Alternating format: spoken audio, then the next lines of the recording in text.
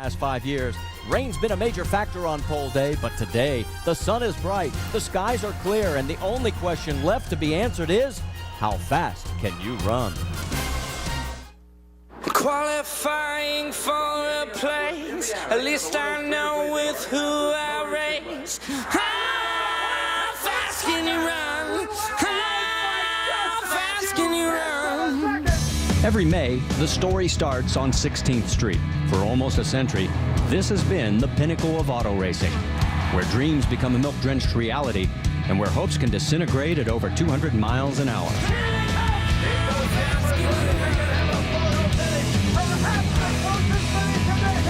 Whether you're a two-time Indy 500 winner, father-son competitors, an Ohio hero, a fast female, or the driver currently at the top of his game, it's speed in the present and not accomplishments of the past that put you on the pole.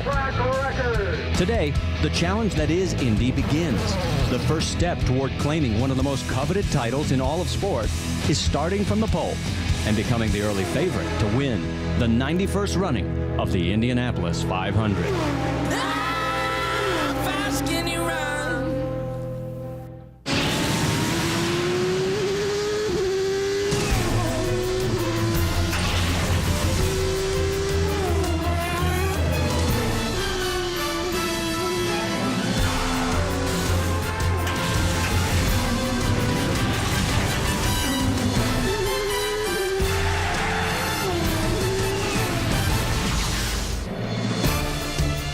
On a perfect day in Indianapolis, we will fill the first 11 spots here for the 91st running of the Indianapolis 500. It is the Pole Day telecast presented by GoDaddy.com. And through the luck of the draw, the #1 car going out will be the 15 of Buddy Rice.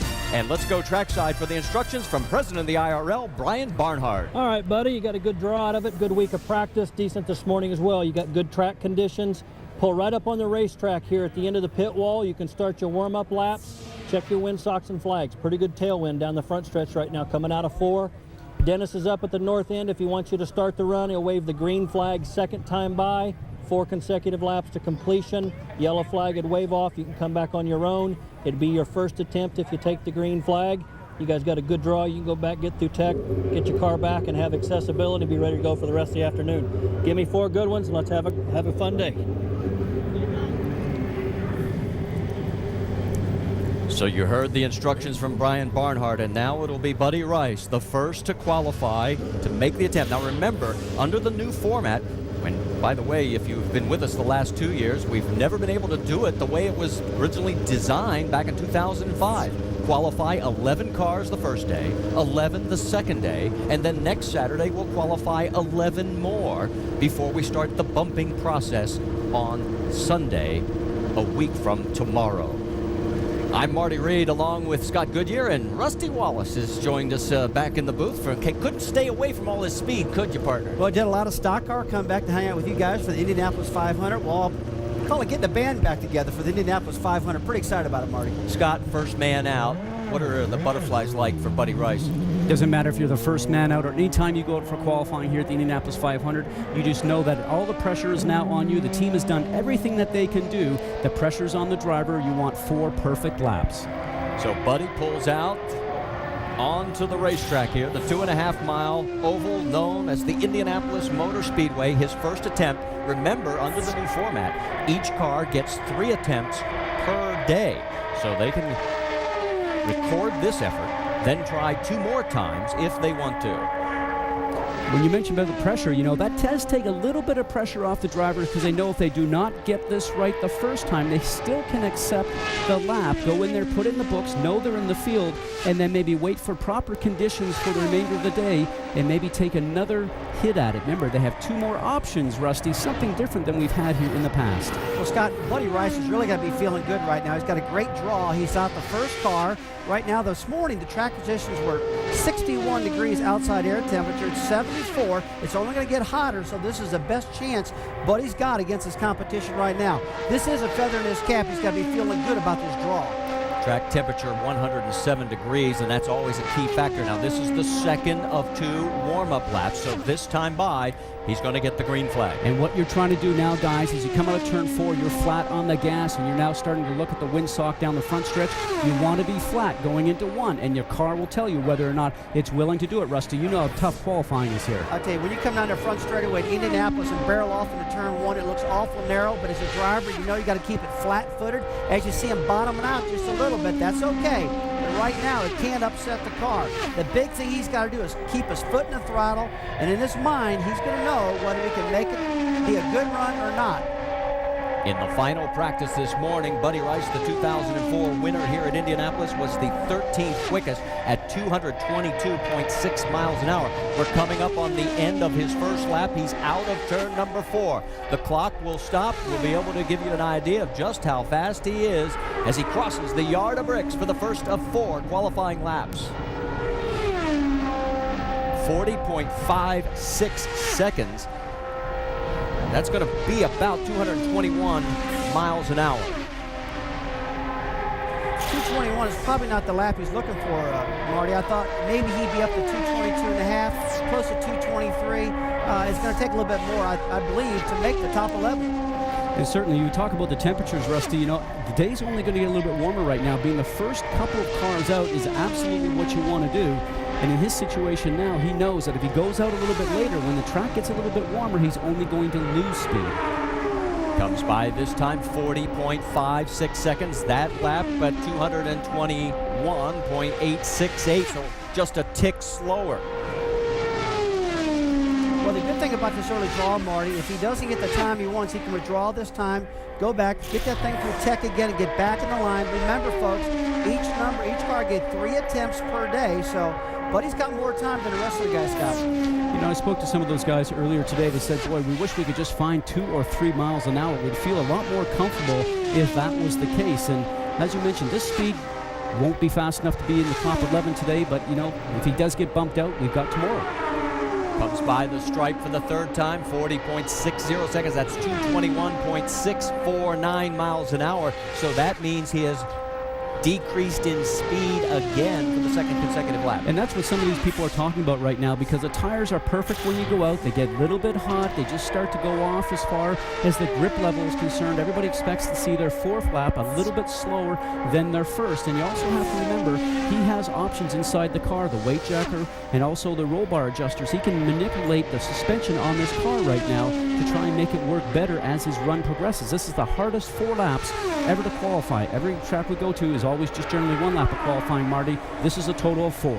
So he crosses the stripe, 40.60 seconds, again 221.6 miles an hour. So his 4-lap average will be in the 221 range.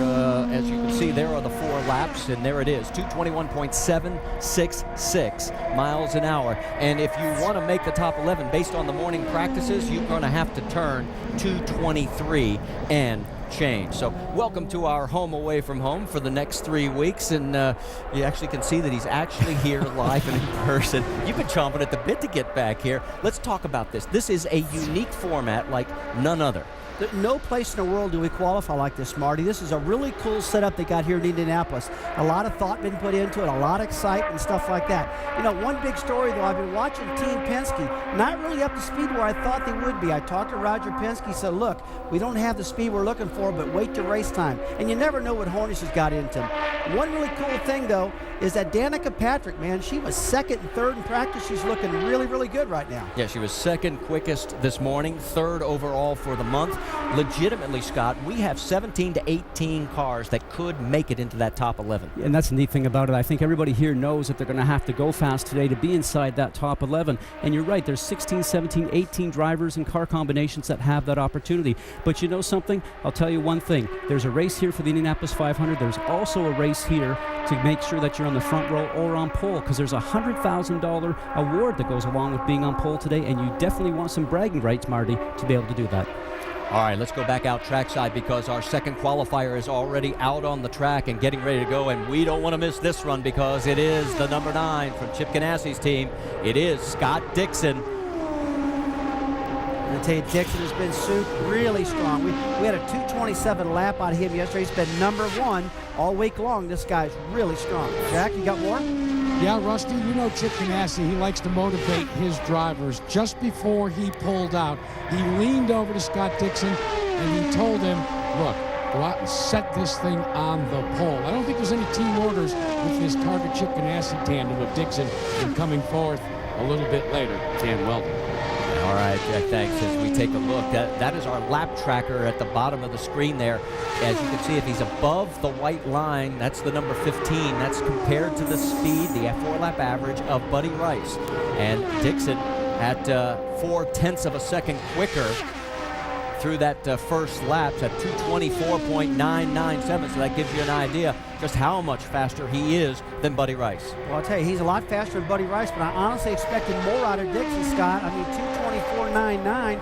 We saw some 2:27 laps out of him. He didn't reproduce that today. I think you're absolutely right, because I really thought that 227 might be a bit of a tow when other cars were out there. That tow makes it the car up ahead actually breaks some wind for you. It actually makes your car sort of suck along like a vacuum cleaner. It does give you more speed, more RPM, but I agree with you, Rusty. I really thought that would be a high 225 or a 226, and right now he's slowed off just a little bit lap 224, almost 224 flat, so dropped off about a mile an hour. And we know that the cars will slow down a little bit through this 4-lap run, but this is a little bit surprising. So 2 laps in the books at 2:24 and change. But taking a look at the morning practice, he was at 225.9 miles an hour for his fastest lap. Now, one thing that does bring back into play here, guys, Tony Kanaan, he has really been the fastest car. I mean, this morning he ran 226.23. Scott Dixon 227 yesterday. And now, since Dixon is not where he was yesterday, my mind is just now focused on Kanaan. This guy's been the best at this point now. And his car has actually looked like it's one of the best when he goes around the track, so we'll have to wait and see. Now, we talked about the speeds this morning at 227. Remember, it was just over 60 degrees ambient temperature and about 76 track temperature, and it's now over 75 degrees ambient and over 105, almost 110 track temperature, so we know why the cars are going a little bit slower. So for Scott Dixon, who has started here 4 times in his Indianapolis 500 career, and it's either been 4th or 13th. That's it. Twice he's been 4th, twice he's been 13th. Right now he's going to take over the provisional pole as he will conclude his first 4-lap run. Chip Ganassi, my call. I don't think they're thrilled with what they saw. Again, it's 224 and change, so his average 224.351. And Marty, you know, he took this run now because he knows he has 2 other runs available today. If this had been when I was driving, what would have ended up happening is you would have turned away and not taken that run because you didn't want to commit the car. That's a great thing about going out early like you did. Number 12 car, Ryan Briscoe, coming out right now. Real exciting story here. Jay Penske decided, he came up to his father, said, Dad, I got some sponsorship money. Love to run the Indianapolis 500. His dad put a team together. Jay Signori with IROC. IROC's not running longer. He's the crew chief of this team. They got their LMS guys. The crew guys working on it also. These cars are Penske cars, and Briscoe's been pretty doggone quick, Marty. And ALMS, for all you fans who may not know, is the American Le Mans Series, the sports car series. Jack Root, you've got more? Yeah, Marty, this is an amalgamation of people that work for Roger Penske's various and sundry non-IndyCar organizations. And earlier this week, there was an article written about this effort, and the quote was one that was now accepted by the team as kind of their motto. And I quote, "They're just a bunch of hillbillies operating out of a woodshed." Rusty Wallace, I'd like that 450,000 square foot woodshed on my farm. Well, the only wood around that team is maybe out in the dumpster in the back, because this team is 400 some odd thousand square foot, one of the most beautiful, well-prepared shops in all of racing. All of Team Penske, the Indy cars, the stock cars, the Porsches, they're all in North Carolina right now under one roof. There you see Brian Briscoe. He has had one prior start here at the Indianapolis 500. Back in 2003, qualified 24th. Now, he was 7th fastest in the morning warm-up at 224.8 miles an hour. And here comes the green flag. So Briscoe is on his first qualifying lap. You can see right now, coming into turn 1, he's right on track now. We're in the green. Actually, a little bit faster than Dixon it's showing. About a 1/10 of a second faster, Marty, right now. Already, you can see that he's a little bit under by about a 1/10 of a second under the pole speed set earlier by Scott Dixon. And speaking of Scott Dixon, let's go to Vince Welch.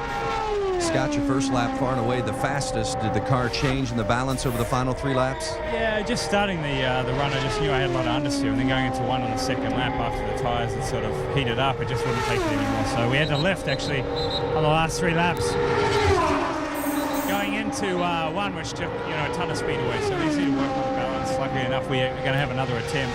I think otherwise I would have waved off probably on my outlap. Just I know with the heat we've picked up a lot of understeer. Thanks, Scott. And as you were talking and finishing up there, Vince, Ryan Briscoe runs 224.7. He is actually ahead of the 4-lap pace set earlier by Scott Dixon.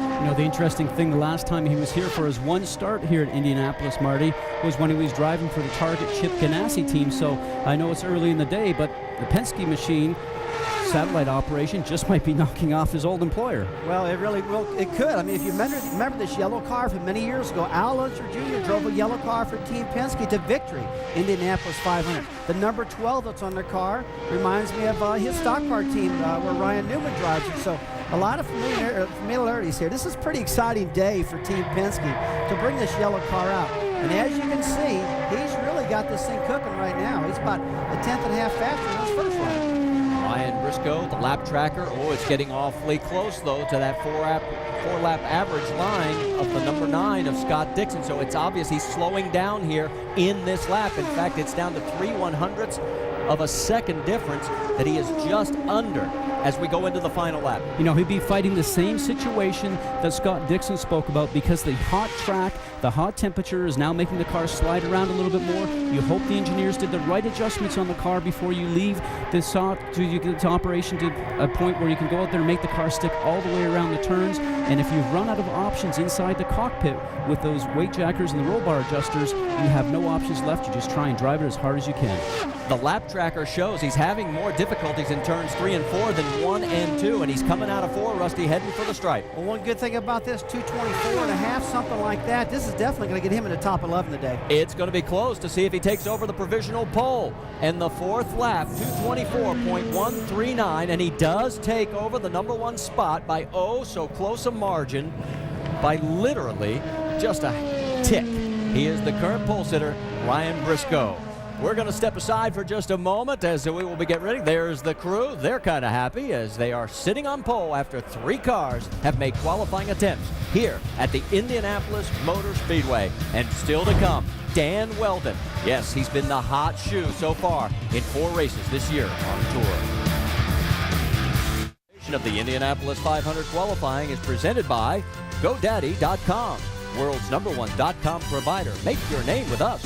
And by ChunkyFan.com, self-judged as best website for football and big chunks of me. And there's the celebration with Ryan Briscoe as he has taken over provisional pole after 3 qualifying attempts, with Scott Dixon and Buddy Rice rounding out the front row so far. But that's going to change before this day is over. Out on track right now, the number 8, that is Scott Sharp, the old veteran. I don't know if he wants me to call him that, but he is.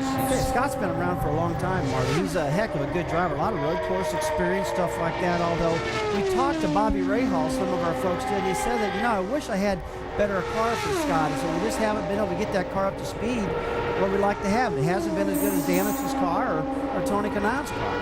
I'm sorry, not Tony Kanaan, but the other teammate. With Jeff Simmons. In the situation here for this, obviously it's a new team for him with Rahal, and he's brought along a great sponsor with Patron.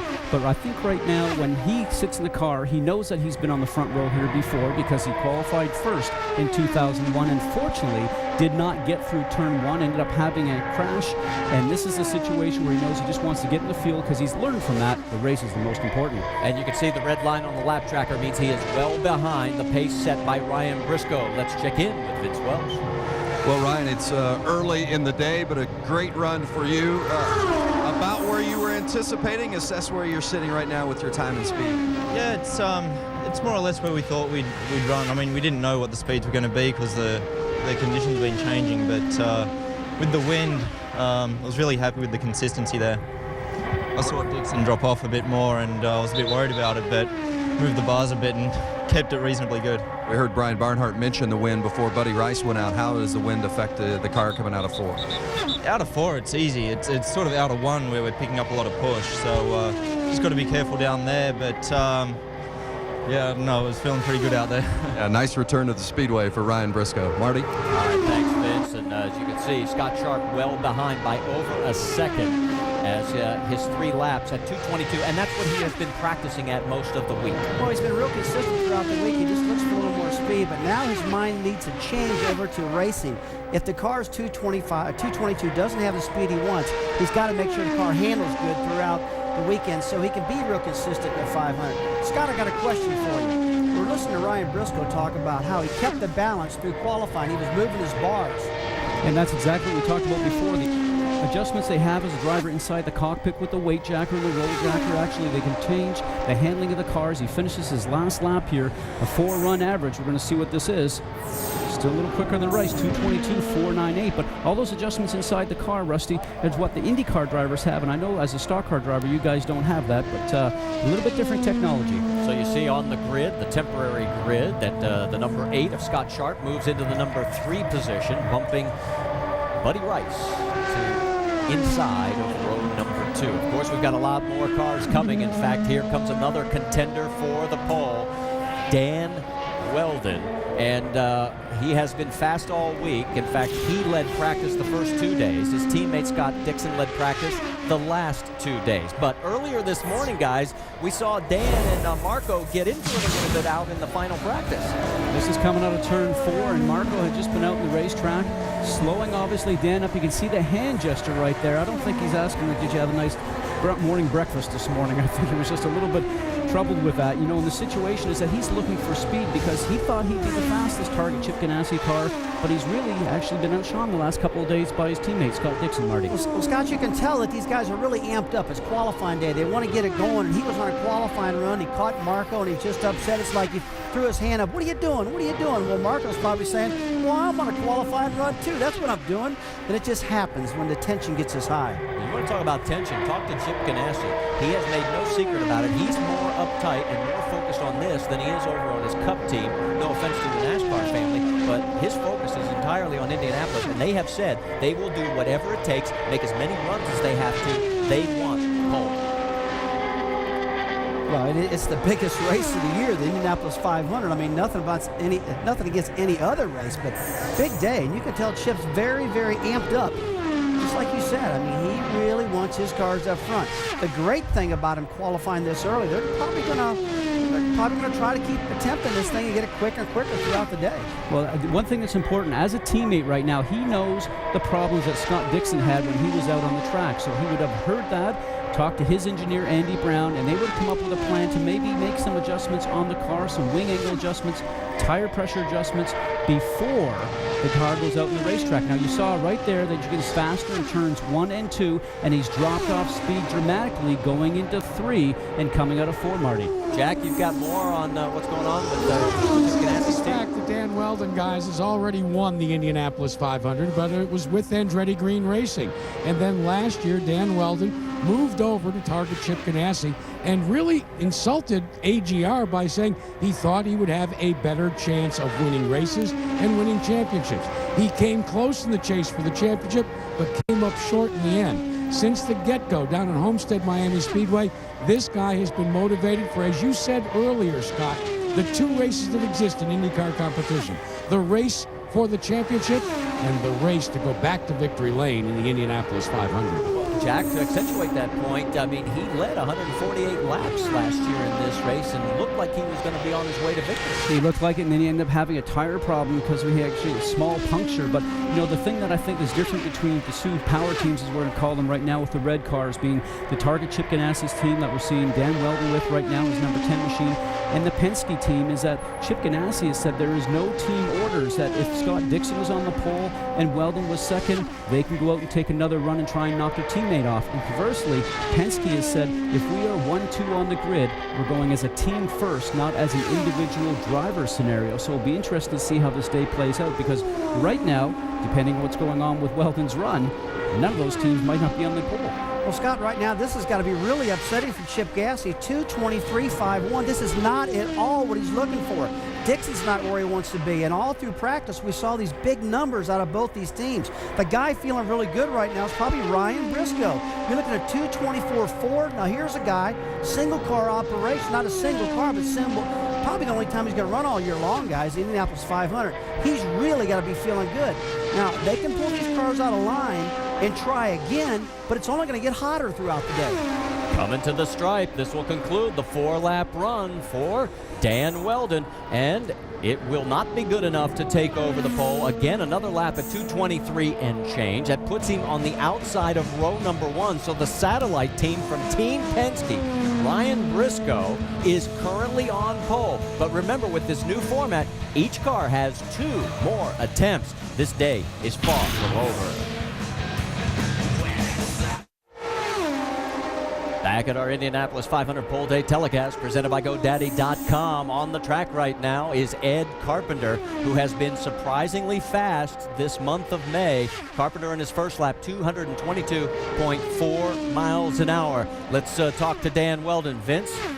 Dan just characterized this run as terrible. What was terrible about it? Well, we just didn't really have, the speed that we'd wanted, and obviously everybody at Target Chip Ganassi Racing and, everybody back at the shops worked hard. And, Indianapolis means a lot to me, and we know we have the potential to be very quick. We just, yesterday and today that the balance has shifted a little bit, and we haven't quite got that right. So I hope we'll go for it. I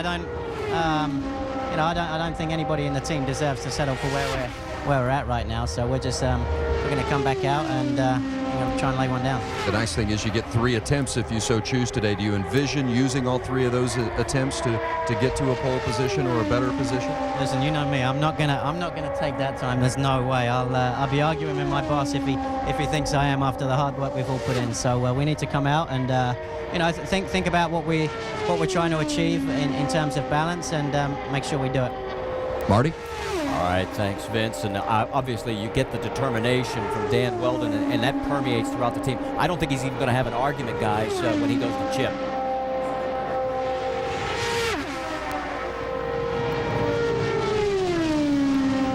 Ed Carpenter continuing on his 4th lap, all 3 laps, 2:22 and change. So again, this will not be good enough to take over the provisional pole, but it will be good enough to put him at least ahead of Buddy Rice.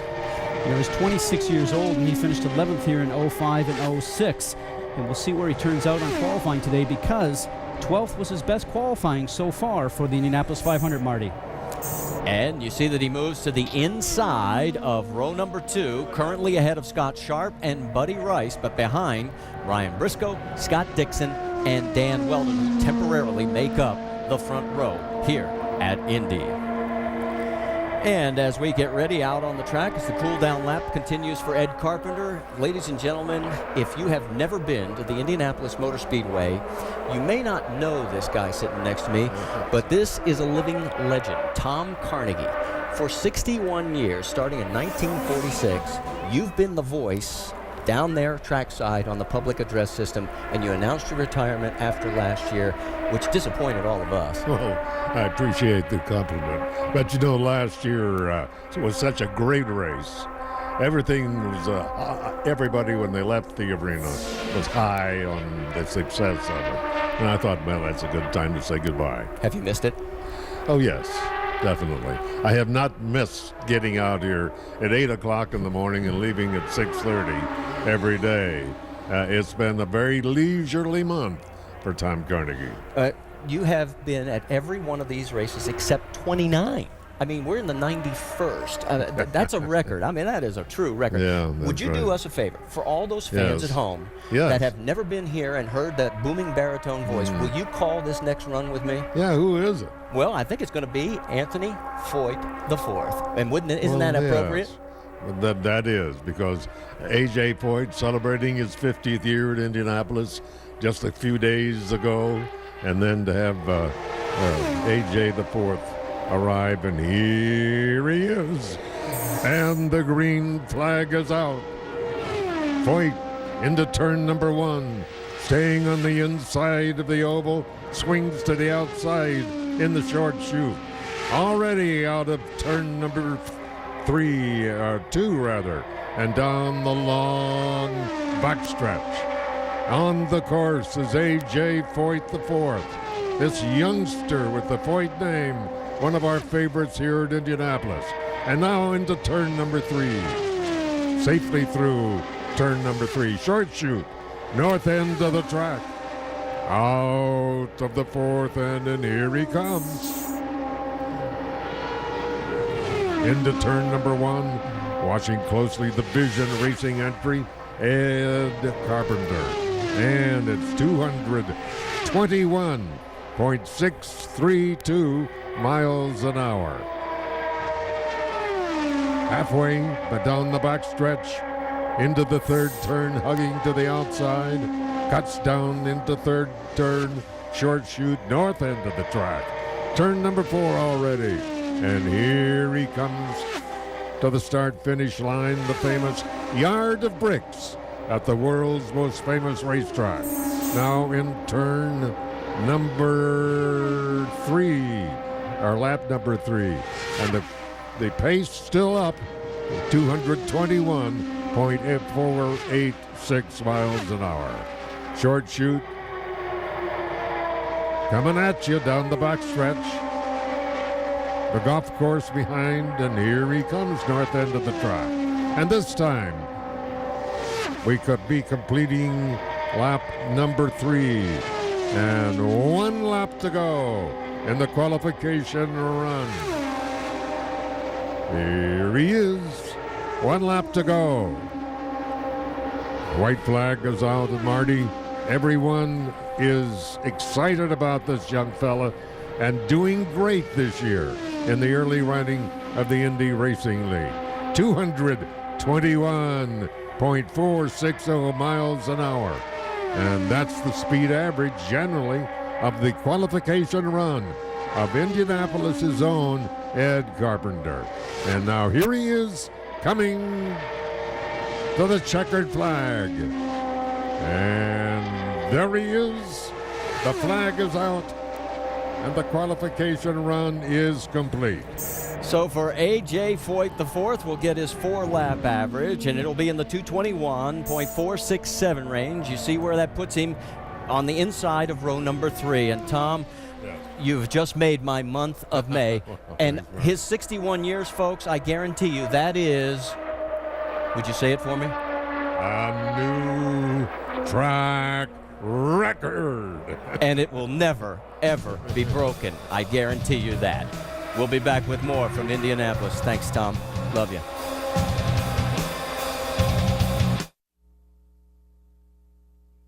Qualifying for a place, at least I know with who I race. How fast can you run?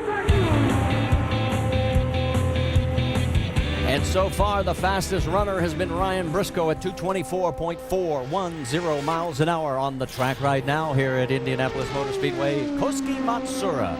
And you can see he is completing his run. He's completed 3 laps so far at 221.8 miles an hour.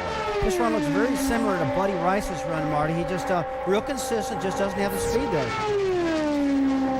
Kosuke has 3 prior starts here at the Indianapolis 500. He was 7th qualifier last year, 8th in 05, 9th in 04 when he was Rookie of the Year for the race and the season. Very talented driver, just has to get through those 500 miles here at Indianapolis, which is tough to do. Very fast, but sometimes just makes a mistake along the way occasionally. So Matsuura goes to the outside of row number 2 in the 6th spot at 221.866 miles an hour. That's his average for the 4-lap run. And there's some news breaking down in the pits as Danica Patrick rolls out onto the track for her first attempt. Jackaroo, what's going on? Well, fellas, when Danica Patrick first started racing karts, the inspiration, the mechanic, the family, they traveled together. And for T.J. Patrick, since that day, he has watched his daughter climb the ladder to IndyCar stardom. T.J. Patrick is down here on pit road, and I visited with him just moments ago. We talked about what this day means, and TJ teared up, began to cry, and said, "Jack, this is what the season counts for each and every year." As he was sobbing, he said, "I'm not wearing the sunglasses today because the sun's out. I'm still kind of macho."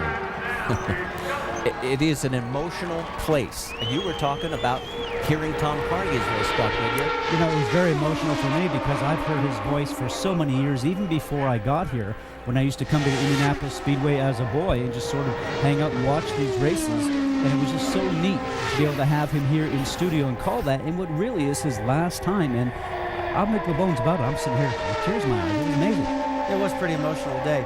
But I'll tell you, one reason that Danica's father is so emotional at the moment, Danica's got a chance to sit on the pole, Marty. She's been really quick in practice. You know, if you're not in the hunt, so to speak, you're not running good, you're not really wound up.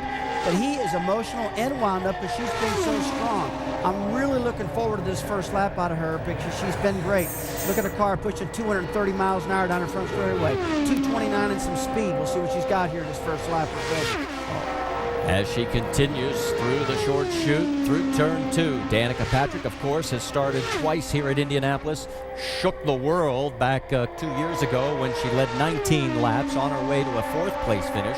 Actually, most of us felt like she drove even a stronger race last year with a less powerful entry when she finished 8th. You know, and that's common sometimes because sometimes you're not up in the forefront right there in the top 3 where you have a situation where you're in your limelight, but you've actually driven harder. And I think she did do a better job last year than the previous year, but no doubt the pressure is on her wherever she goes, and especially here in Indianapolis. So her first lap at 224.175, that is not good enough to take over the pole position. That would put her on the outside of row number 1 right now. So now she knows how the car reacts, and the engineers are looking back on their computers in the pit lane right now in their telemetry, seeing what the car is doing and radioing to her saying, you need to do this with the bars or this with the weight jacker, make some of those adjustments that's available to the driver inside the cockpit to tune the car to the racetrack because it's getting hotter, and as the day goes on, Rusty, this track will get a little bit slower. Well, as the track gets slower and it gets hotter, the handling does go away. Now, Scott, this morning she ran 226.05, so the car had the speed in it. Obviously, the handle's going away a little bit, and you can bet that she's moving the weight jacker, she's moving the sway bars, she's trying to get all you can. Now, that's a consistent lap. 224.15. Look at that first lap, 1.7 to 1.5. Well, watch here, and let me point something out. To go fast around here, you need to use all the track. On the entry, you get down to the apex where she's headed right now, and then all the way out to the wall. Now, previously, as is there, I think she's not driving the car all the way to the wall because it's not working comfortably for her. She's not comfortable with it. She's fighting it inside the cockpit a little bit, giving her that extra room off the wall. No doubt, I wouldn't be surprised to see them pull this car out and try again. Now, with that happening, Scott, as the car is going out at the wall and she's running more of a line closer, probably indication that the front end's pushing, sliding the front nose, understeer, whatever you want to call it. But that, you know, she can't let that thing run out and tag that wall, so she's been a little conservative, right? That's tight. Is that what you say over there? Tight. We call it tight. We call it tight, pushing in stock car land. What do you guys call it? Understeer, right? Understeer. Yeah. Okay. I was impressed. You did get understeer in there. All right, so far, 3 laps, 224 and change. It's not going to be a good enough run to take over the pole. The question is, where will she put this car here in her first qualifying attempt at Indy? Checkered flag is out. Dad's happy, and Danica is on the outside of row number 1. 224.076 miles an hour. So far, it is Briscoe, Dixon, and Danica Patrick. And as we head towards commercial break, we'll take back to just a few moments earlier. And this was a little bit earlier as Dad wasn't happy when he saw that the speed was not going to be there to grab the pole. But he still has 2 runs left. Join host Eric Casillas and a revolving cast of analysts, including our own Rusty Wallace, Tim Brewer, Stacy Compton, Tim Collishaw for NASCAR Now. Latest news and information, views from your favorite drivers and your teams. NASCAR Now presented by DirecTV, the daily destination for the NASCAR fan and racing fan alike on ESPN2. Tonight, 1 a.m. Eastern. On the track right now here at Indianapolis, that is the number 4 of Vitor Meira. And Meira, who has finished 7 times in his career and has done well here at Indy in the past, has been struggling all month long, guys, to get speed. And he's down at 221. But let's quickly, we've caught up with Danica Patrick. Let's hear from her on her run. Vince? Well, Marty, Danica described it as average. Where could it have been better for you? I think that the car's balance wasn't perfect. So, unfortunately, I think we scrubbed a little in the corners, which around here can cost you because they're long corners and it's a big track and you've got some long straights after them. So, unfortunately, we didn't go as quick as we did earlier today. I don't know. I don't know how it's going to unfold. I don't know if it's getting warmer, getting slower, if that was just kind of a tough run for us. I'm not sure. I think we'll have to see how it pans out in round one here and see where we go from there. From a team perspective, as you guys talked about the day this morning, where is your goal to be at the end of the day? What spot, what row? Oh, well, I was front row, hopeful, for sure. I thought with a little bit of luck, after this morning's practice, maybe even pole, but after that run, no, balance wasn't perfect, so that's not going to get us there. It'll be interesting. I don't know. Obviously, being only one day, the first day, Saturday, qualifying top 11, I don't know what we're going to see. I don't know if we're going to see more people going out. I don't know if I'll go out again, but for right now, it was a run. It was a solid run, but it wasn't like something super to write home about. As you can see, guys, pretty indifferent about it. And as she said, not quite sure what we're going to see today. I think that's the excitement of the day. We're not quite sure how it's all going to unfold. And I think everybody should understand at home, the reason these drivers are so disappointed is because all week long it has been a steady buildup.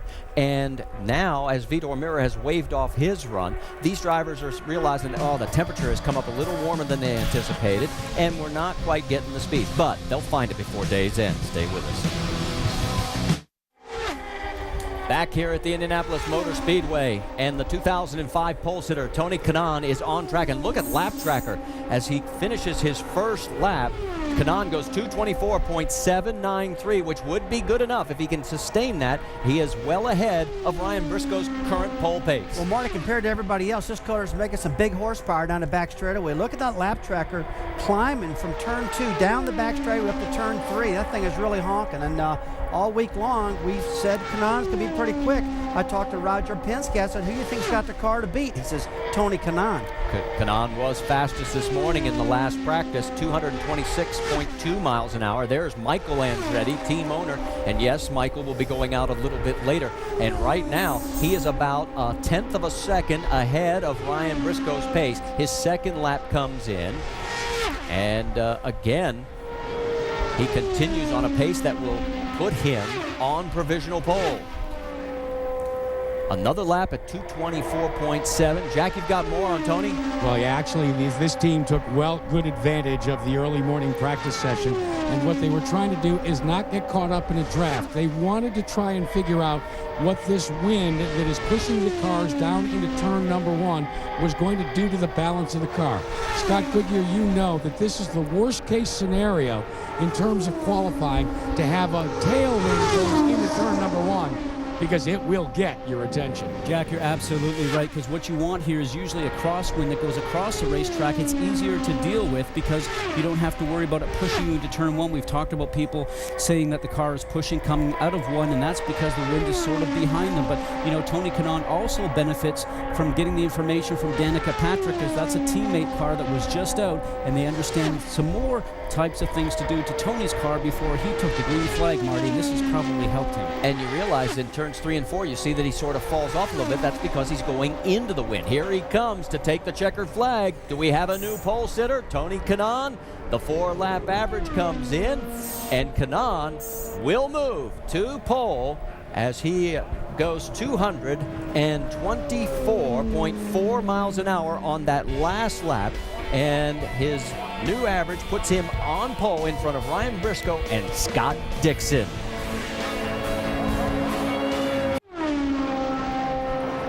Back here at the Indianapolis Motor Speedway, as on track right now is Dario Franchitti, our 11th man to attempt to qualify. Actually, our 12th. Vitor Meira waved off his attempt. So if Dario accepts his run here, as he is still in the warm-up process, that will be our field of 11, and the bumping will begin already. Oh boy, then the tension starts, Marty. These guys are going for the top 11 today. Now, taking a look at Franchitti, this morning's practice, he ran 224.69, so he was pretty strong, but everybody slowed down a little bit since this morning's session. It's heating up, the track temperature's coming up also, but one thing we did predict was Tony Kanaan grabbing the pole, and he looks pretty good right now. And there is his teammate Tony Kanaan, who is currently sitting on pole as he's looking towards the scoreboard over his shoulder.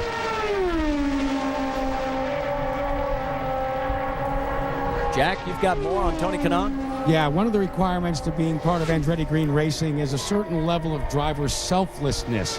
When Tony Kanaan was on his cool-down lap and as Dario Franchitti began to roll out of the qualifying chute, he radioed on Dario Franchitti's radio and told his teammate, look, we're on the rev limiter, make sure you use fourth gear. And he also said the track conditions, Dario, will allow you to adjust the weight jacker down in turn number 3. All this for a potential competitor for Kanaan's provisional pole. And right now, Dario Franchitti is ahead of Tony Kanaan's provisional pole pace. He's averaging over 225 miles an hour after 2 laps, guys. And you know, Marty, those guys are great friends, but I think back to something that Dario said just a couple of days ago, that when he came here in 2002, he's not sure that he had the utmost respect for this place. He had seen it on TV, but he was a road racer at heart, and he came here and maybe didn't get the complete feel of what this racetrack's all about. But if you ask him today what he thinks about the Indianapolis Motor Speedway, he will tell you that this is the most important race to win. Rusty, he touched 232 heading into turn 1. We haven't seen that all day. Well, let me tell you, Marty, this cat's flat flying right now. I mean, he's 225.07, 225.28, 225.31. He's getting faster with every turn of the wheel. I think we got a new pole setter coming right now, guys. All he's got to do is negotiate the final 2 turns. His best start was 3rd back in 2004. Could this be enough to sustain the pole? It'll get it at least temporarily, but will it hold up through the end of the day? This will be our 11th car qualified into the field. We'll look at the clock, and he is definitely going to take over the number 1 spot, the number 27 of Dario Franchitti, as he clocks 225.079 on the final lap. And his average is 225.191. Let's talk to the man who's now in the middle of row 1. Vince? Well, TK, you were smiling there after your teammate Dario's run. Did you feel like you had some more left in your car, or was the tips you gave Dario maybe what got him over the edge? Oh, come on, I can't say that. I mean, he's being strong, and I told him, if you're going to beat me for a good one, and fair enough. I think if the team is on the pole, I'm happy. I've been on the pole before, so maybe it will be his turn today, and we did a pretty good job. Give me team strategy here. He's number 1, you're number 2, your teammates. As a teammate, do you want to go out and unseat him? Will you make another attempt to unseat your teammate for pole position? It's too early. We'll see, but if I think I have a shot, why not? That's the beauty of this new qualifying format, guys. It is beginning to unfold as there's Dario pulling down. You saw Ashley Judd off to the left there. She had the hat on. Dario's wife just got back from some recent filming for another movie. Brienne, you have more on the team strategy? Well, I talked to Kyle Moyer earlier today, guys, when early in the practice it looked like Danica might be right below Tony Kanaan in qualifying. He said that their first priority is to get all 5 cars in the field in this top 11. If they can get in the front row, then great. But if they've got a car wavering around 11th position, they're certainly not going to waste their time trying to outlaw each other for first position. All right, thanks, Brienne. And out on the track, it is Thomas Scheckter taking his warm-up laps, getting ready for his run. And now the bumping process begins, and we have just passed 1 o'clock in the afternoon here on the East Coast. So in less than an hour, we filled the top 11 spots that we will qualify for today. And here we go with a process that we've been waiting to see for 3 years. And we're finally going to get to see it. Absolutely. It's the brainchild of Brian Barnhart and his staff. And you know something, as you mentioned, we've not seen this because of the rain. And all the drivers have been wondering what this is going to feel like. But this is almost like bump day on pole day, because you're going to be knocked out of the top 11. And it's not going to be something that's going to be pleasant for anybody that's going to have to come back and do this again tomorrow. Thomas Scheckter well behind the pole pace, but don't forget, he also is worried about making the top 11 because your time and your speed does not carry over. If you're 12 through whatever, that goes away starting tomorrow. Jack, you've got more? Well, Marty, yeah, Vision Racing, of course, has expanded with Scheckter and Carpenter and A.J. Foyt IV, and now for this race, Davey Hamilton. And when I chatted with their general manager, Larry Curry, he said, I find myself in a unique position. He said, in many respects, I've got to look at each of these drivers as individuals, but I can't deny any of them the opportunity to bump a teammate. He said, I wish we were just a little bit faster so we didn't have to deal with that the day after. Good point. Jack, as you continue to see Thomas Schechter. Now, let's switch it there. Now, you can see we've switched it over to the bubble. In other words, right now, it is the 22 of A.J. Foyt the fourth. And as you can see, he's in the green. So A.J. Foyt the fourth could be outside and having to reattempt. And as Jack is saying, that is the teammate car, so it's a situation right now where one car is going to get bumped in, and it's going to end up being bumped out because of his teammate car in that situation. But, you know, I think about Thomas Schechter being here a few years ago. Looked like he had this race won and was so strong in his Eddie Cheever car. Looked like he was on his way to the victory circle and ended up hitting the turn 4 wall just from being a little bit impatient. And I think he's learned a lot over the past few years. He's now been in victory circle at other events, but at 26 years of age, he certainly has some experience here in a long time, I guess, to get it right to come back if he doesn't get it done this year. And you saw on the lap tracker, he is well ahead of the pace set by A.J. Foyt the fourth. And here he comes for the final time around turn 3 and 4. In fact, if he holds on, this could put him on the inside of row number 3. We'll find out. But Thomas Schechter is going to make his way, temporarily at least, into that top 11. And there he is as he moves inside row number 3, which means the darkened number 22 that you saw there, A.J. Foyt the fourth, has been bumped from the top 11. He can still work his way back in. Does that man look familiar underneath that helmet? That's Michael Andretti. He's up next. Here at pole day at the Indianapolis Motor Speedway, Michael Andretti attempting to make his 16th start in the great spectacle of motor racing. He's on his first lap of 4, attempting to bump his way into the 11 qualified spots. Right now, you're going to have to run over 221.7 miles an hour for an average.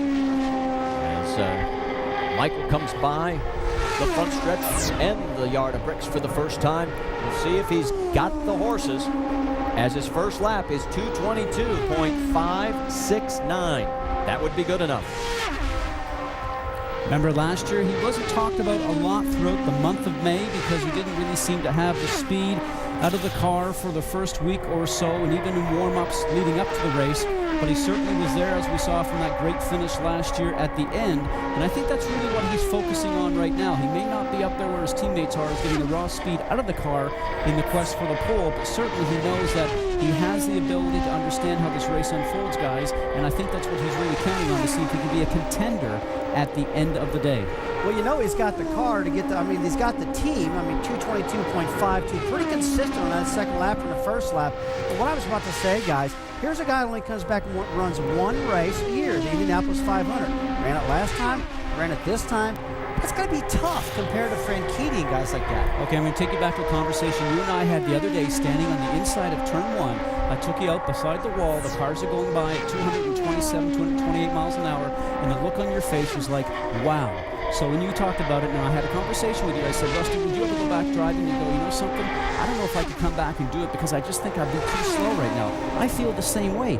This is somewhat a little bit remarkable that he can come back and get up to speed like that. That's the reason I started to say it's got to be really tough for him to do that, to just jump back in and do that. One thing about it, though, we know he's got the money. He's the car owner. He owns Franchitti's car. He owns Danica's car.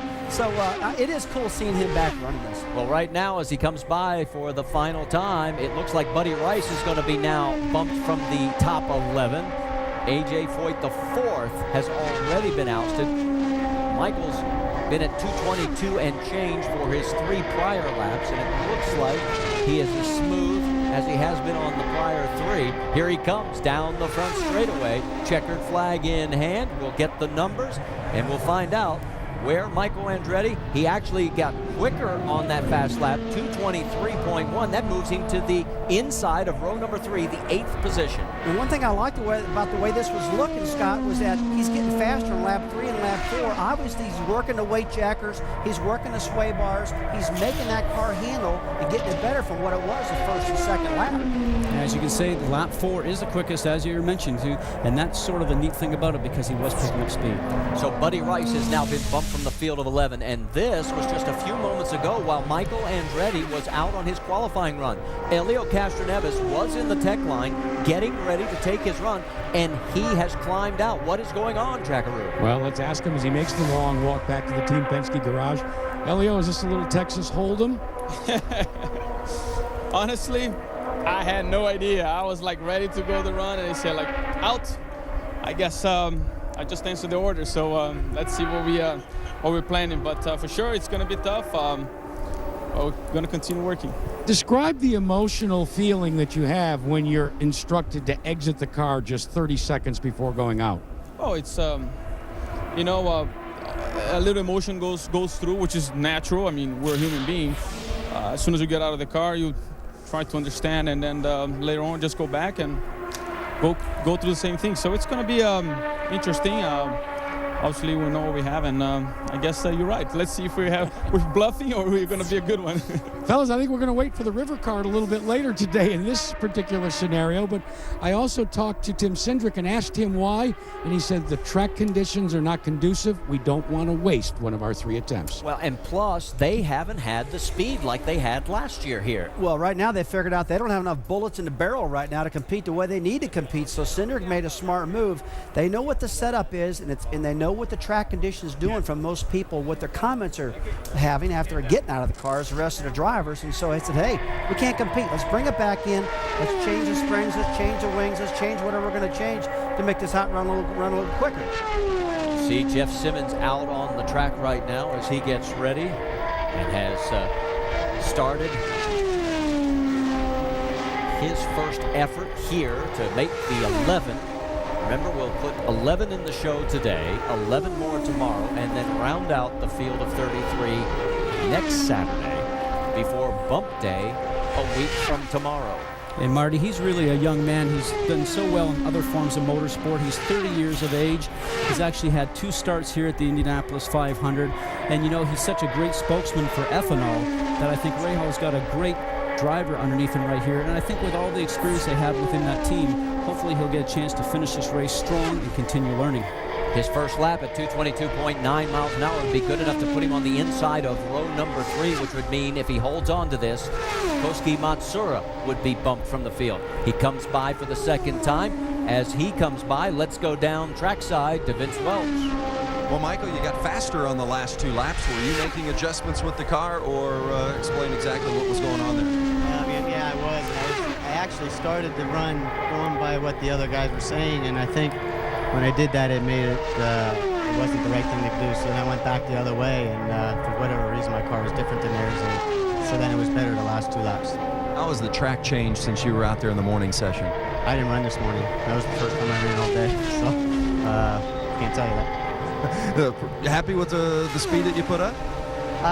We're right on the bubble. I was hoping to do, if I could have done all 4 laps what I did my last 2 laps, I would have been a lot happier. Thanks, Mike. Marty? All right, while you finished up there, Vince, Jeff Simmons has now run 2 more laps, 2:23 on the second lap, 2:22.6 on lap number 3. If he can hold on, he would be on the inside of row number 3. And this is one of the cars that Bobby Rahal said, you know, I don't think I gave Jeff Simmons a good enough car this time. He just doesn't have the speed we thought he'd have. And Bobby was actually taking some blame for this. Well, it's because he's a past driver, and as you know, Rusty, they understand what the situation is as he comes down now to finishing his 4th lap. We'll see what that ends up running for him, 222, so it's somewhat consistent, a little quick there on the second lap at 223, but right now starts to move him into a situation where he's going to sit on 9th place, Marty. Well, but he did accomplish one thing. That lap number 2 at 223 was his fastest lap of the month, so it was enough to put him into the show temporarily on the outside of row number 3. Koski Matsura has now been bumped. We still have a lot more coming, as there is Marco Andretti. Remember, he finished 2nd last year.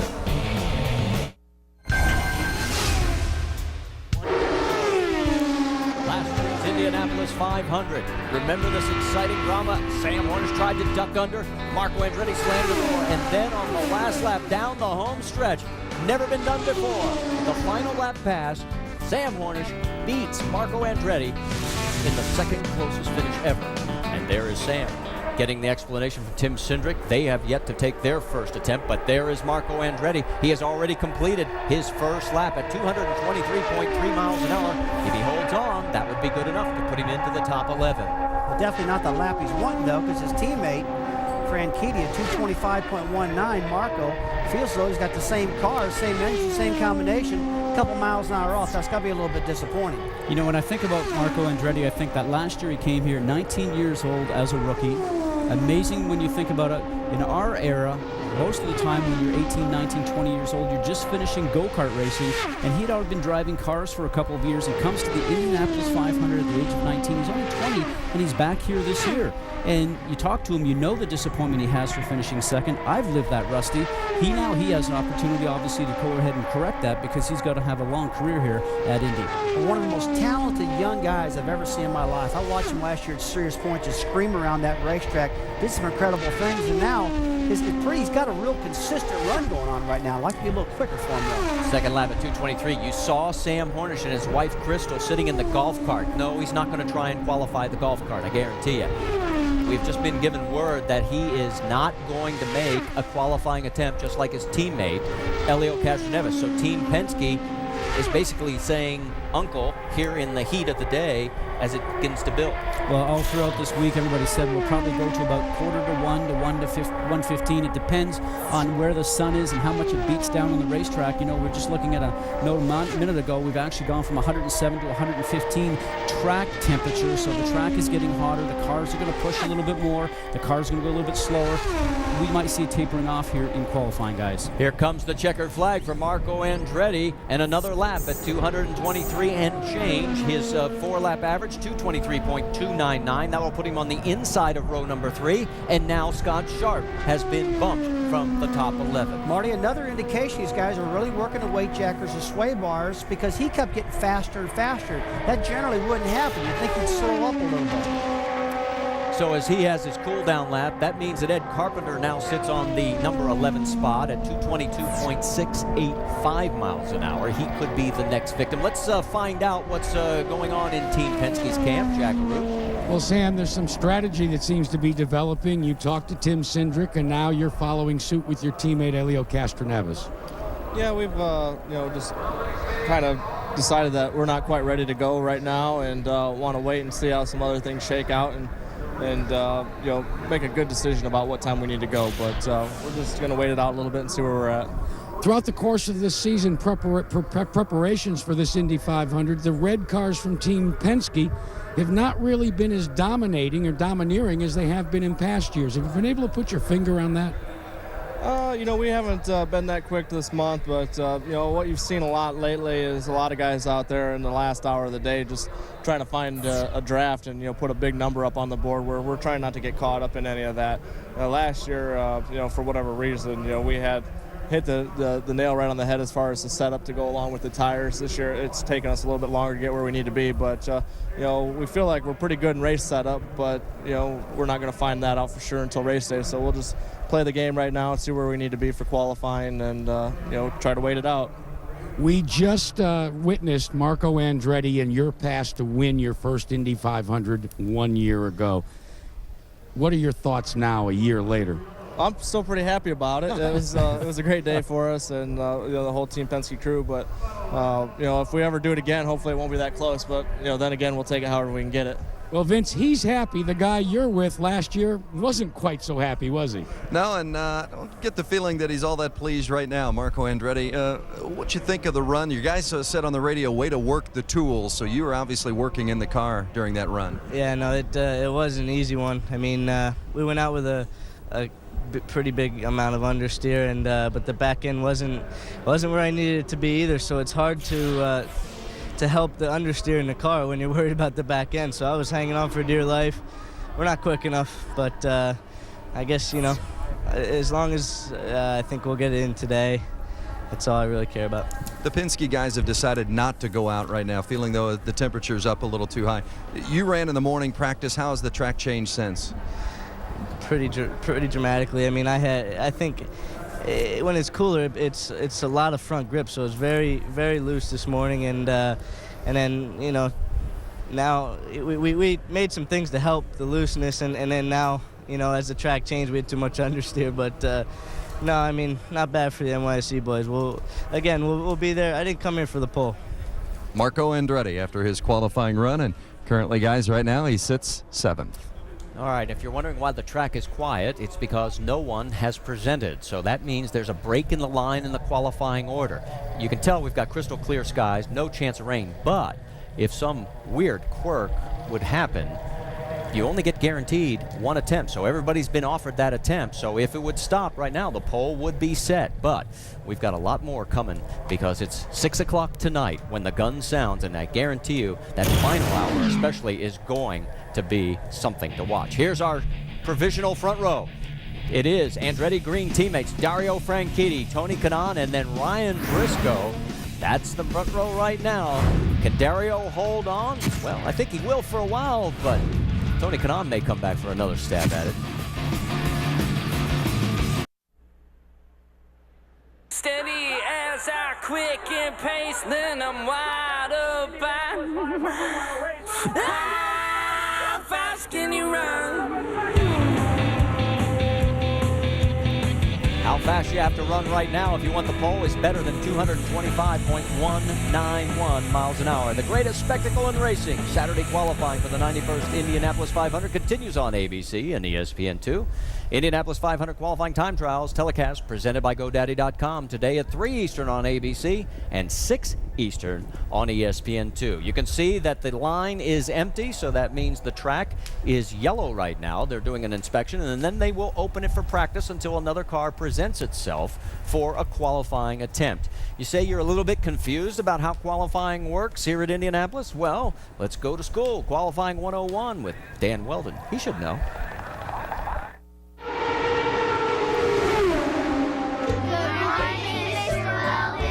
Good morning, class. This is pole day. Anybody have any questions? How do you qualify for the Indy 500? What happens is everybody is allowed to go out and to try and qualify 3 times. They're allowed 3 attempts. I don't get it. The fastest 11 will qualify this Saturday for the Indianapolis 500, and that will be for positions 1 through 11. How fast do you have to go to get the pole? Well, you've got to go faster than everybody else over a 4-lap average. Hopefully the target car is going to go really fast and top everybody and maybe get just over 230 miles an hour. Thank you, Mr. Weldon. Well, and as we take a look, Dan Weldon is not the man on pole right now. He's on the outside of row number 2. Let's talk a little bit more. We'll fill positions 1 through 11 at 6 o'clock today when the gun sounds. Even if you've recorded a time, those times from 12 on down go away. You come back again tomorrow, and we'll fill positions 12 through 22, and then 23 through 33 on day 3, which is a week from today, and then bump day a week from tomorrow, and it's the fastest or slowest car being bumped by the faster time. So as we come back inside here, we sort of expected this to happen, although we were sort of hoping we'd get all the way to the 2 o'clock hour and watch this bumping process continue. But so far, been very interesting, guys. 4 cars have been booted. Well, I'll tell you, the guy that really surprised me was Franchitti. I mean, he ran faster in the heat of the day than he ran this morning in this practice session. 225.19, pretty doggone quick. I was very surprised to see that speed.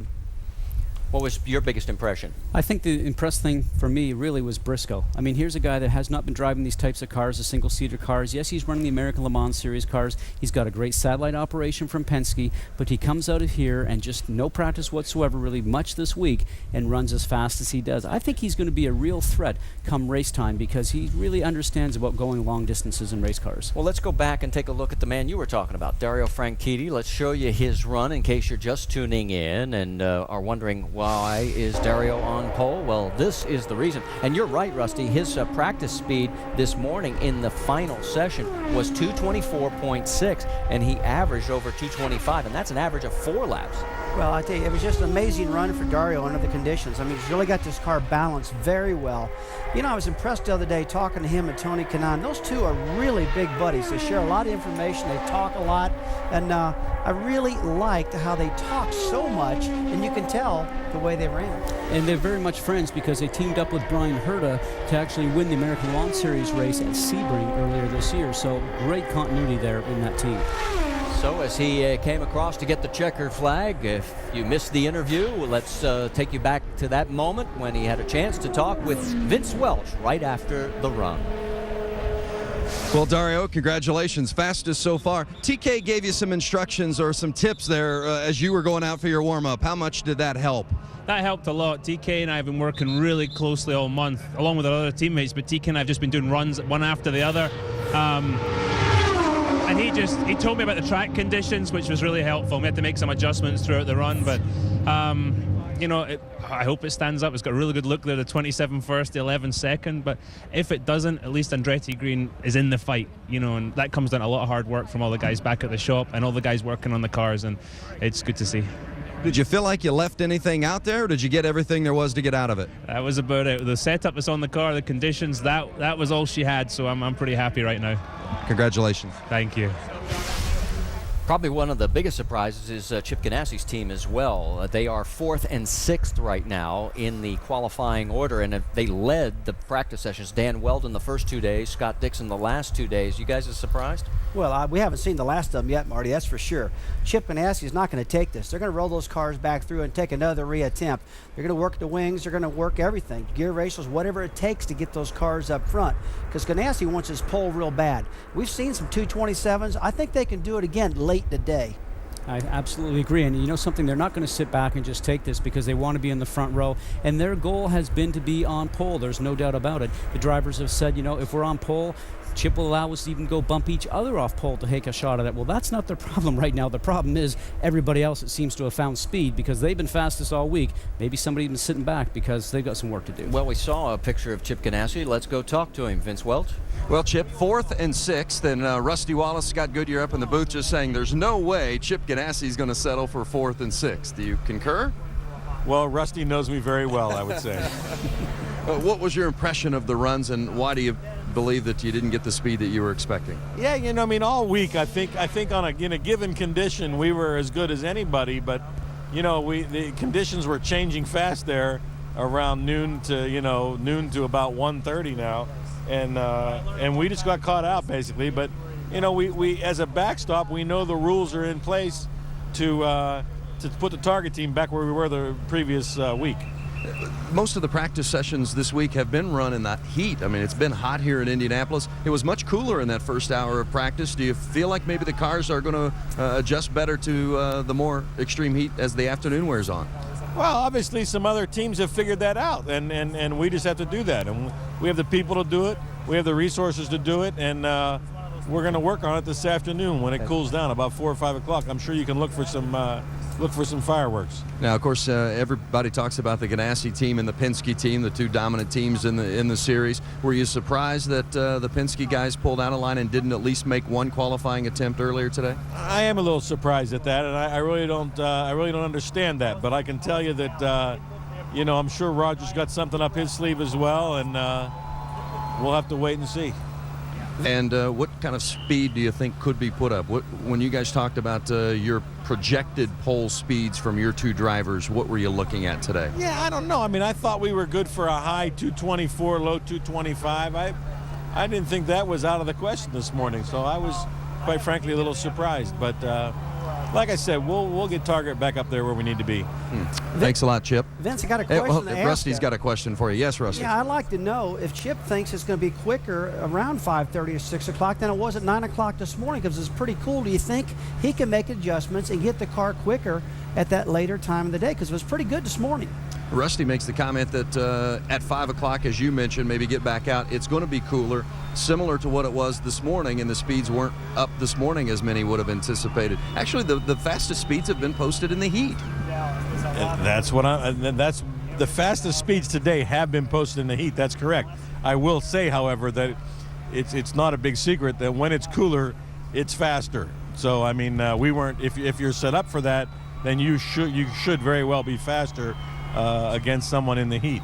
My hat's off to Dario and Kanan, the job they did in the heat. My hat's off to those guys. And but you know, there's still some. We still have some cards to turn over here today. Yeah, I don't want to play poker with Chip Ganassi, that's for sure. Thanks, guys. Thanks, Chip. Well, and there's one other thing we have to remind everybody. Indiana just recently went to daylight savings time last year. It changes happy hour because that extra hour of sunlight on the track. It used to be like 4:30, 5 o'clock for sure. We were engulfed in shade. Now it's a little bit later, so that last-minute rush, it's going to be compressed. I'll tell you, as a driver before, I always love coming here at 5 o'clock because the cool conditions that they're talking about, that Chip Ganassi's talking about, cooled down the racetrack. The cool air came in, made more horsepower, and you You got more downforce. You went out there and flat-footed it and just had a great time. It wasn't realistic to what you were going to do on race day, but you wanted to put up the big numbers to make yourself feel good, to make your team feel good, but it didn't really play part on race day, as I mentioned. But you know, you're still going to get a chance to run here at 5 o'clock, guys. But then again, it's not the happy hour that we had, because that's now because of daylight saving time, as you mentioned, Marty. That starts at 6 when the track is closed. So, you know something? Will it be as fast this afternoon as in previous years? We don't know. Today, we're going to have to wait to find out. But, Scott, I still got a question. I'm still confused about one thing.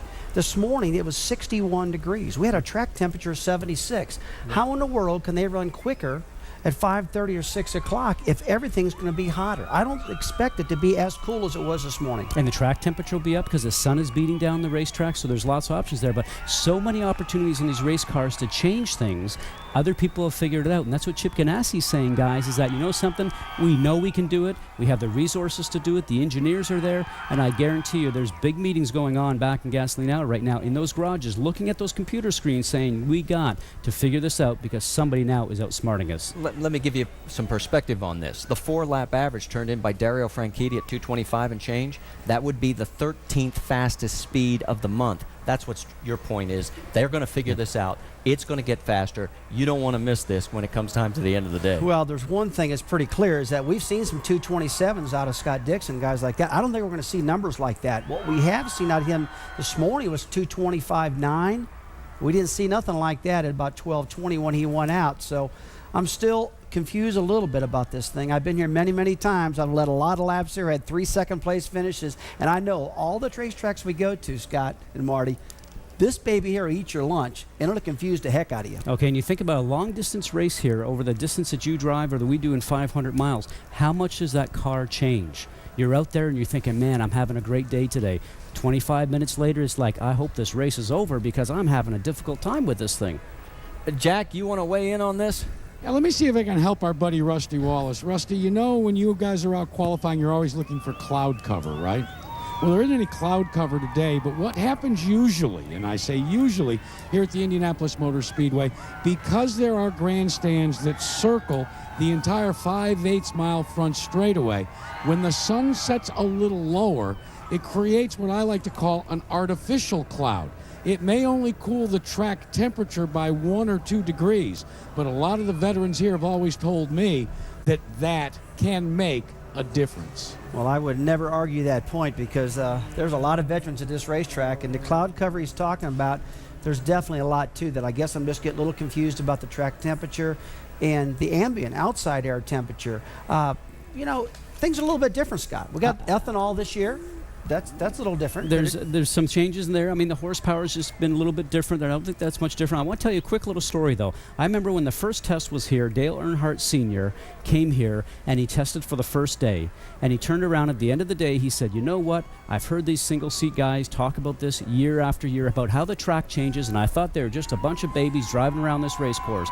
Now that I've been here and driven this race car changes so dramatically throughout the course of the day, I cannot believe what the temperature changes do to a race car here at Indianapolis Motor Speedway, unlike anywhere else in the world. Well, we've had 4 cars bump from the field. The field of 11, at least temporarily, is set. Let's show you what the grid would look like if no one did take another attempt, but we know that's not going to be the case. As you've got Dario Franchitti, Tony Kanaan, the teammates from Andretti Green, alongside with Ryan Briscoe. That would make up row number 1. And then in row number 2, Scott Dixon has his teammate Dan Weldon with Danica Patrick in the middle of row 2. Then in row number 3, Marco Andretti, Thomas Scheckter, and Marco's father, Michael. So that's the positions 7, 8, and 9. So let's show you 10 and 11 as we get ready to go into commercial break. Whoops, I'm told we don't have those up there, but we'll be back with more here at the Indianapolis 500 Pole Day. Don't forget to join Eric Casilius and our revolving cast of analysts for the latest news and information on the viewers' favorite drivers and teams. It's NASCAR Now, presented by DirecTV, the daily destination for the NASCAR fan and racing fan alike. It's on ESPN2 Saturday night at 1 a.m. Eastern. Well, we've got a car on track. You may be able to hear it in the background here at the motor racing capital of the world, Indianapolis Motor Speedway. That is Stefan Gregoire. He has not made an official qualifying attempt today. He is out as the track is open for practice. We probably should explain, Scott, how this works.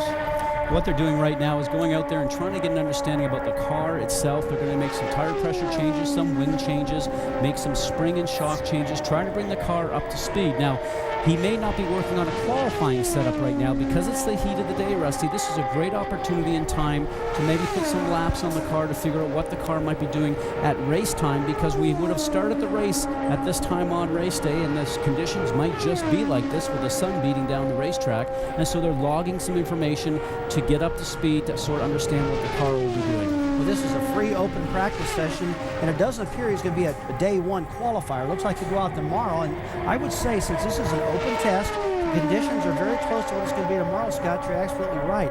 I would be out there taking advantage of this session all I possibly could. So Stefan Gregoire continues to make his way around the Indianapolis Motor Speedway, and time now for a tech tip. Let's check in with Jackaroo. Fellas, I'm down here by our Target Chip Ganassi cutaway car, and Scott and Rusty and you guys upstairs have been talking about a lot of the onboard adjustments that the drivers can make. The one that we talk and hear a lot about is called the weight jacking, and what that basically does is adjust the distribution across the 4 points of the race car. And what that means, as my late father once told me, think of a race car like a table, and when you adjust the weight, what you're doing is changing the balance between each of the legs of the table, which happen to be shod with Firestone Firehawk tires. Now, you also talk about adjusting the bars, and that's a little bit more difficult because what happens is there is a bar here that goes up to the sway bar area, and there's a paddle. And if it goes forward or goes rearward, you can adjust that and make a minute adjustment that can compensate for a car that begins to understeer or get loose. The thing I've always found fascinating, though, about these cars is the fact that drivers will make adjustments down the front straightaway, then adjust it back out through the short chute, and then make another adjustment back down the backstretch, guys. I'll tell you what, Jack, there's one thing for sure. If we had that sway bar adjuster and that weight jacker in NASCAR, I'd have been wearing that baby out like crazy, because that's one great tool. To be out there for a 4-lap average, running in Indianapolis at speeds of excess of 225 and 230 in the straightaways, and you got one hand on that weight jacker, guys, going back and forth, and on the sway bar, you get pretty busy in there. I got to jump in here. I want to see him with a weight jacker going down Bristol with the 43 cars out there. Watch this. Here's how you do it. Yeah, real quick. Yeah, and just that quick, you're going around in circles. But this is the old technology. This is what we've been talking about for the last couple of days. You know, in a single-seater car, you go along there, and there's none of this moving around, Rusty. You just take your hands, move your fingers, touch those electronic paddle shifters that are actually on the steering wheel. I know our steering wheel is $25,000, but we don't like to work too hard inside the cockpit. Yeah, but wait a minute. Our steering wheels, they weigh about, they're about 16 inches in diameter. It costs about $4,500. Yours costs $25,000? Everything is there. All the electronic stuff is on the steering wheel. It's absolutely wonderful. We've got paddle adjusters and roll bar adjusters. Why do you need all that? Why you got to have that? I'm hearing a bell. We don't want to work. Hey, Marty, we don't want to work too hard. I think it's the end of the round. Marty, Jack, save me. I think you need to send both of your analysts to timeout for a little while. No, that bell was the end of round one. Guaranteed over the next 3 weeks, these two will jaw each other a little bit more. All more in good to come, fun. right? All in good fun. More a lot to come. more to come. We have a blast here in the month of May. I hope you will stay with us as we are under caution right now. They're inspecting the track as pole day will continue.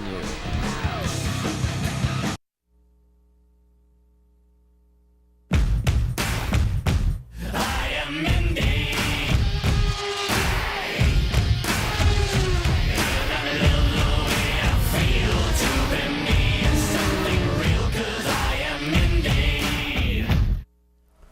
And if you're just joining us here at the Indianapolis Motor Speedway, we had a frenzy of activity starting at 12 noon Eastern time when we literally filled the top 11 spots, bumped 4 of those drivers, but the drama is already starting to build. We're under caution right now. The heat of the day has come up, and we're waiting for somebody to take the chance to go out there and make another qualifying attempt. We could be waiting a while, but 2 of the cars that are not in are the Penske team of Helio Castroneves and last year's winner, Sam Hornish. Surprising, because you know something, those guys have been fast here last year. There are obviously some victories with Helio Castroneves. His first 2 times here he won, and then obviously Sam Hornish winning last year. Since the beginning of this year, though, at Homestead, we've not seen the speed out of the Penske cars that we have in previous seasons. And we all speculated, were they a little bit behind? Did the red and white cars of Target Chip Ganassi actually start to find something over the wintertime? We've already seen that Andretti Green has made a big step up over the oval program from last year, and also they are so fast here at Indy, which they were not last year. My question right now, though, guys, is, you know something? Is Penske back there scratching their head, or are they just waiting for the temperature to get cool? Do they have the speed? And you raised another issue earlier this season at one of the races. You thought maybe the distraction for Sam Hornish was the Busch program. I want to put you on the spot. You've seen him over on the Busch side. What do you think? Well, he's definitely making progress, but it does take time to do that. You really got to be focused a lot when you do something like that. He's putting a lot of effort into the Busch team. You know, I'm not going to be the guy who just jumps out and says, oh, that's the problem, because I don't know. I know he's a past Indianapolis 500 winner, and they've come here with all the intent in the world to grab the pole and win the race. But, you know, when you multitask, it does take your eye off the ball just a little bit. Roger's probably not going to agree with anything I'm saying right here, but I firmly believe that has done something. Now, are they really prepared? If they were so prepared, they wouldn't have pulled all their guys out of the line. So something obviously went wrong. Now, my question, guys, is with 3 attempts, they've got all 3 attempts to go yet. Do they have enough time to make all 3 attempts yet today? Jackson, you want to weigh in? Yeah, I think in answer to your question, Rusty, when I watched both cars being withdrawn from competition, Brian Barnhart and Tim Cindric and the drivers had a conversation asking, as you know, until 4:45, once you have completed a qualifying attempt, and if you make it into the top 11, you have to go through an extensive post-race inspection. From 4:45 till the final gun goes off at 6 o'clock tonight, you are going into what's called voluntary impound, and you will then submit to post-race inspection after qualifications end. I tend to believe, because of the conversation and being told, Penske was by the IndyCar officials, that now they think they can go through post-race inspection in less than 30 minutes. I tend to believe that both cars from Roger Penske's operation will take at least 1 strike and 1 attempt long before 4:45, but I think they want to just see what happens right now in terms of track temperature and those purported shadows that I think everybody's waiting for. And then this is part of the drama we've been wanting to see and waiting to see if it would unfold, and those questions will get answered as the day goes on. Let's show you the 11 that we now have in the field, at least temporarily. It's not official until 6 o'clock tonight. So the top 11 include our current pole sitter, Dario Franchitti, Tony Kanaan, Ryan Briscoe, Scott Dixon, Danica Patrick, Dan Weldon, Marco Andretti, Thomas Schechter, Michael Andretti, Jeff Simmons, and the man on the bubble right now at 222 and change, Ed Carpenter. I guarantee you one thing, Marty, that's for sure, is that Ryan Briscoe, the lap he ran out there for Team Penske, I mean, you know they're all over that car right now looking at the comments and trying to make some decisions off that number 12 car that went out there. And there you can see back in the Penske camp as they are discussing strategy, and we'll dip into that subject a little more. We mentioned Ed Carpenter's on the bubble right now. Brienne Pettigo has caught up with him. That's right, guys. As soon as we go back to qualifying, I know Ed is going to be on pins and needles. Ed, what's it feeling like right now being on the bubble? We're just playing out scenarios. You know, realistically, there's 2 Penske cars still to qualify, so that's going to knock me out. And, you know, I'm really confident we can go out and beat Michael's time, but obviously AGR has shown some impressive speed, so you got to think Michael's going to have the speed to bump himself back in. So, you know, between the Penske, Ganassi, AGR, there's 10 cars. That leaves 1 spot. You know, Simmons surprised everyone with his speed. I think I'm confident we can get that. You know, it's kind of looking like, you know, as far as we're concerned, it's going to be myself and Thomas battling back and forth for that 11th position. So it's pretty stressful, and it sucks when you're just, you know, putting one team car in and the other out. You know, it's stressful. If that does happen and it's you and Thomas battling for position number 11, do you have team orders, or, you know, what happens in that position? We haven't been given any yet. You know, we've never had any before, contrary to what some of the TV reports have been in the past. But, you know, I think they'll just let us go out, and whichever car ends up quickest at the end of the day will be 11th. Now, when he was first coming out of his garage, I said, Ed, were you just sleeping? He looked like he was relaxed and chilled, and he said, "Oh, I don't think you can sleep on a day like today." Trying to eat as little as possible. I mean, the field's so close. You know, it's like you don't want to do anything. You want to just keep enough to keep you going, and, you know, wait till you can go out and go again. Every little bit helps, Jack. Yeah, Brienne, so what do people do when they don't want to go out and practice and waste maybe some of those Firestone Firehawk tires and they've yet to qualify? Well, we're inside the AMCO Transmission Sarah Fisher team here, and lo and behold, Sarah Fisher's just sitting here. You're watching practice? Oh, yeah. I was just joking with Victor, our Honda guy. Yeah, we're just watching, hanging out, and, trying to figure out what the next strategy is going to be. Let's talk a little bit about what you've seen unfold, because you haven't been out there since the morning practice session. What is going into the strategy that your strategist and your team is going to use to try and break the top 11 today? Well, we're fixing some things right now. Like what? I'm not going into detail. It's not a speed issue. We're just up in the air and making some things, and we might get out, we might not. Sarah, earlier you got a chance, as we're about to be on the brink of the 91st running of the Indianapolis 500, of seeing 3 women. That means that, it could be an entire row of women compete in the Indy 500. You got to meet Billie Jean King today and pose for a photograph. Is the gender issue still in play in IndyCar competition? I don't think so. I mean, women have done well, at least since 2001, since I was there, and Danica's done well, and she's continuing that. She's doing well. She's fast today, and we have a really good race car package, and I think it's over in our minds. Our peers and the people that I race with, especially, respect me for my capabilities, and I'm just a race car driver to them. Yeah, well, wait a minute. Nobody's listening. Okay, just between us girls. All right. How bad do you want to beat? How bad do you want to beat the other 2? Well, I just want to get in the top 11 today, to be honest with you. I mean, that would be really nice, and we'll see after that. Guys, that is the ultimate political answer, isn't it? Yeah, I think I like the way she says, we just want to go race. I think that's the way all 3 of them feel, but unfortunately, you're under the microscope every time it's a first, and until a woman wins here first, we're going to be focusing on it just like everyone around the country. What about Milka Dunno? Well, let's take you back to yesterday, because it was not a good moment for heading into turn 1, Scott. And we had seen her go into the turn many times before. It looks like she was offline just a little bit. When you're struggling for speed, though, sometimes you drive it in just a little bit too hard. Seemed like she was off the white line just a little bit, maybe too high, and now some repair to be done to the car. She is okay. The primary car has to be repaired, and the backup car will get an update status on that. They are working on getting that ready to roll out onto the track. Don't know exactly when. We're going to step aside for just a moment. Marty Roth is out on track, Stefan Gregoire, and then number 77 as well, as we're practicing here on pole day. ESPN's presentation of the Indianapolis 500 qualifying is presented by GoDaddy.com, world's #1 .com provider. Make your name with us. And by ID Art Media, the official publisher of Verizon Print Directories. And that is downtown Indianapolis.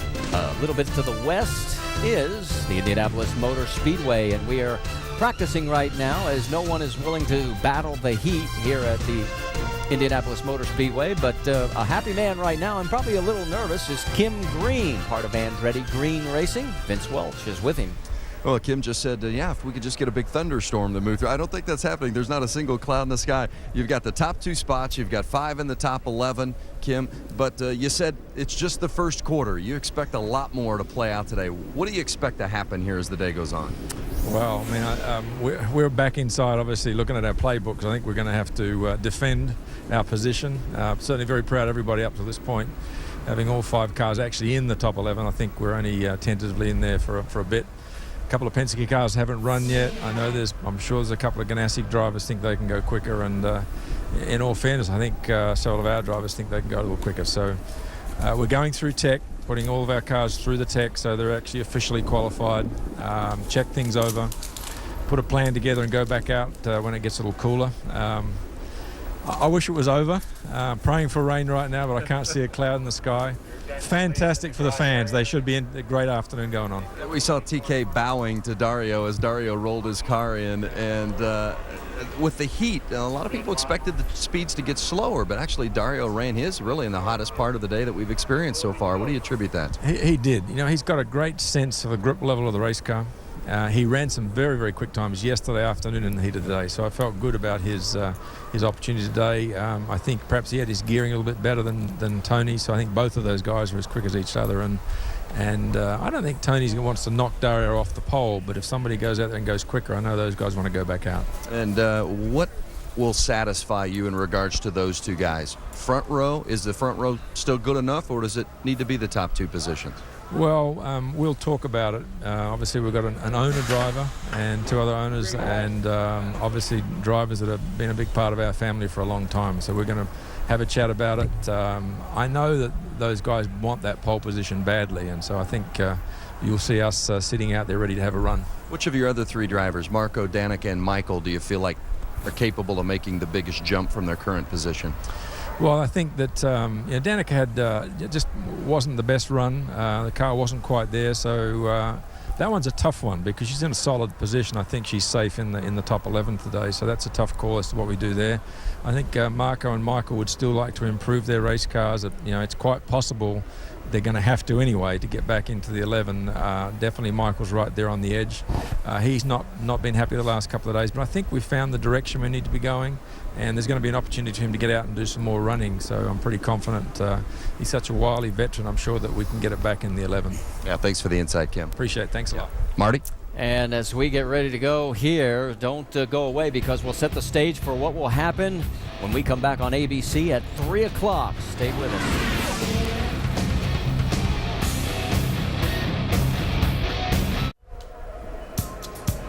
Back here at Indianapolis Motor Speedway, and Jack Arute has just confirmed with Tim Cindric as we get ready to take a brief break for 1 hour that Team Penske will make an effort before 4:45 when that automatic impound area is instituted. So that means you want to come back with us at 3 o'clock on ABC because that run could happen for both Elio Castroneves and Sam Hornish. Here are the cars currently qualified from Dario Franchitti all the way down to Ed Carpenter. And you heard a very honest assessment from Carpenter.